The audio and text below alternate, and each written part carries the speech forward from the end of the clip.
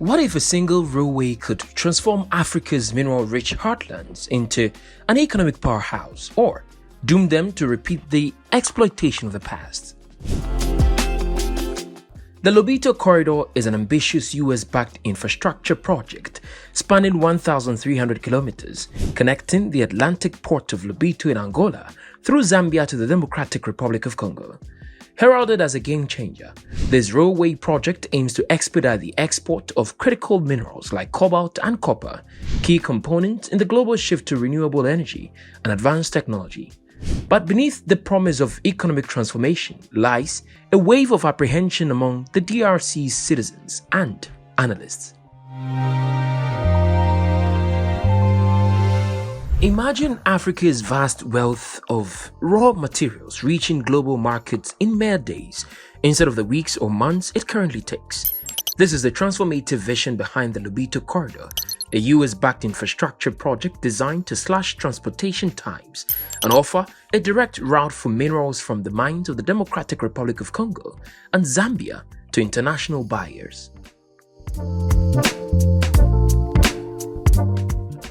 At its heart, the corridor is more than just a logistical upgrade. It represents a strategic leap forward for Africa and the global economy. By facilitating faster and more efficient exports of critical minerals like copper and cobalt, key components in batteries and renewable energy technologies, the Lobito Corridor aligns perfectly with the demands of the global energy transition. US President Joe Biden has called it a strategic opportunity, highlighting its potential not only to boost Africa's economic prospects, but also to secure vital resources for the West, reducing reliance on China's Belt and Road Initiative. The numbers tell a story of hope. The corridor is expected to generate around 30,000 direct and indirect jobs, providing much-needed employment in a region where economic opportunities are scarce.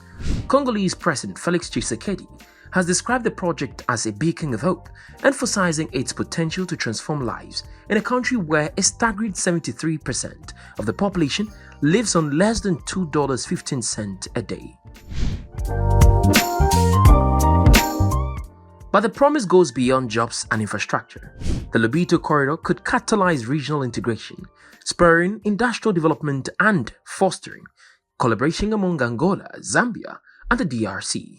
It also offers these nations a chance to diversify the economies by enabling value-added industries, such as refining and processing minerals locally, rather than simply exporting raw materials.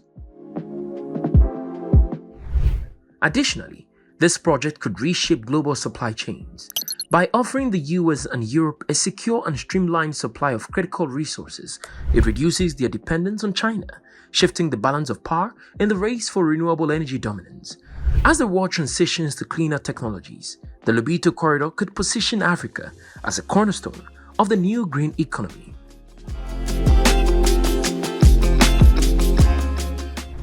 The potential of the Lobito Corridor is immense. If managed equitably, with benefits flowing to local communities, it could be a game changer not just for the countries it connects, but for the entire continent and the global marketplace. While the Lobito Corridor has been lauded as a beacon of economic hope, it has also sparked significant concerns among critics who fear it may perpetuate the Democratic Republic of Congo's long-standing role as a supplier of raw materials for foreign powers. Instead of fostering prosperity for local communities, many worry that the project could deepen existing inequalities and replicate historical patterns of exploitation. Dadi Saleh, a Congolese economist, has raised the alarm, describing the corridor as a mechanism that risks reducing the DRC to a mere commission agent in a capitalist system. His critique echoes a widespread sentiment that, without safeguards, the project might only enrich external stakeholders while leaving the Congolese people with little more than crumbs. Civil society groups have also voiced strong objections. Lambert Menda, a leader in the new civil society of Congo, insists that the wealth generated from the country's mineral riches must be reinvested locally. We want to see wealth in our communities, not just exports, he says. For decades, Congolese resources have fueled foreign industries, while local populations have struggled with poor infrastructure, inadequate healthcare, and a lack of educational opportunities. Menda and others demand that, this time, the revenue must prioritize building schools, hospitals, and roads to uplift local livelihoods. The concerns extend to those directly involved in the mining economy. Workers like Sovereign Kabika in Haut-Katanga fear that the introduction of the railway could disrupt their fragile livelihoods. This corridor could leave me workless, Kabika laments, worried that the railway will significantly reduce trucking jobs, further impoverishing communities already on the margins of economic survival.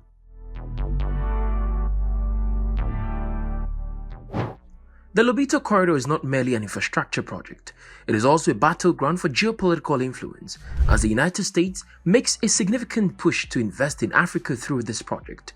It aims to counter China's long-standing dominance in the continent's mining sector. For decades, China has secured access to Africa's critical minerals using its Belt and Road Initiative to cement its position as a dominant player in global supply chains.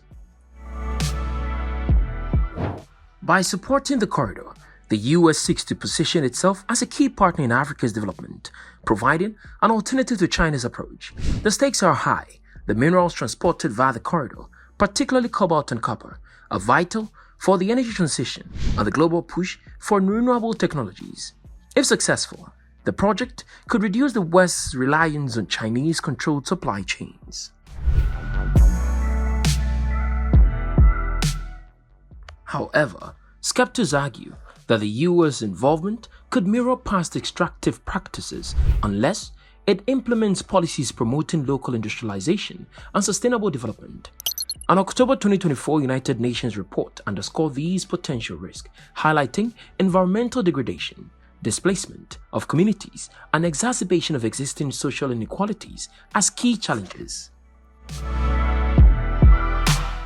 For the Lobito Corridor to truly benefit Africa, it must go beyond facilitating the export of raw materials.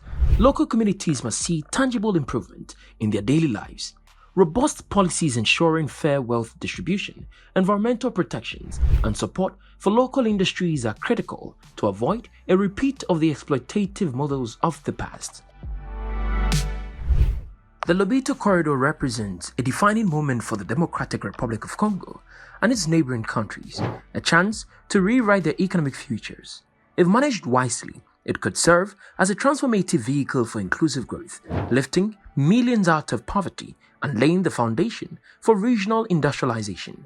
The promise is immense: efficient trade routes, job creation, and a boost to Africa's role in the global energy transition. However, the risks are just as significant. Without meaningful community involvement and robust policy frameworks, the project could devolve into yet another chapter in Africa's long and painful history of resource exploitation. Local voices must not only be heard, but also integrated into decision-making to ensure that the benefits of this ambitious initiative reach the people who need them the most. Fidel Kabub, an expert in climate financing, underscores the importance of negotiating deals that go beyond raw material exports. The goal should be to build an industrial ecosystem that benefits Africa, not just the global energy market, he argues. By insisting on technology transfer, investment in local manufacturing, and the development of green industrial policies, the DRC and its neighbors can seize this moment to assert their place in a fairer global economy. The Lobito Corridor, then, is more than a railway. It is a fork in the road. Will it become a bridge to prosperity and self-reliance for the people of the DRC, or will it echo the patterns of extraction and inequality that have long defined Africa's resource trade? Share your thoughts and insights in the comment section below. If you like this video, be sure to subscribe to our channel and turn on the notification bell so you don't miss any of our informative future videos. Stay informed, stay engaged. Thank you for watching.